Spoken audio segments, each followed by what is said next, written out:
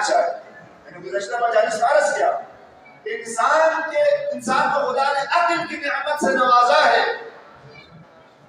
اگر یہ انسان اپنے عقل کو مقدم کرے اور شہوات اور غرائز مادی کو پاؤں تلے روٹ ڈالے تو یہ انسان فرشتوں سے بھی بالا مقام حاصل کر سکتا. اختیار میں انسان تیاری کی مکمل کر کے بھیجا ہے. اجعلنا سمیعا بصیرا، ہم نے انسان کو سننے والا دیکھنے والا بنا کر رکھا.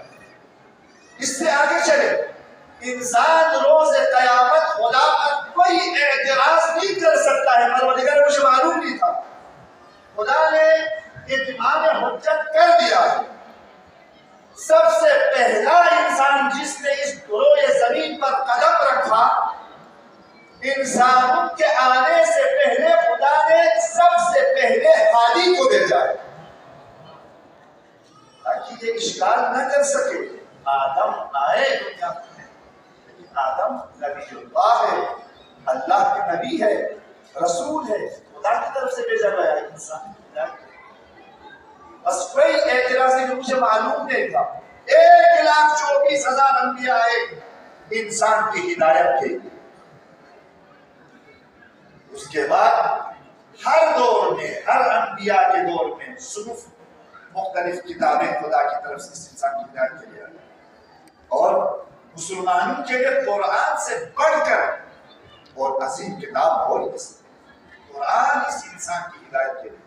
قرآن نور ہے اور شفا ہے، لیکن کب شفا ہے؟ علماء نے بیان فرمایا قرآن اس وقت شفا ہے. البتہ قرآن کی عظمت یہ ہے قرآن کو دیکھنا عبادت اور شفا ہے. قرآن کی آیتوں کو پڑھ کر دم کرے شفا ہے، قرآن کو ساتھ رکھنا شفا ہے. لیکن علماء فرماتے ہیں ان تمام سے بڑھ کر اگر قرآن کی آیتوں پر غور کر کے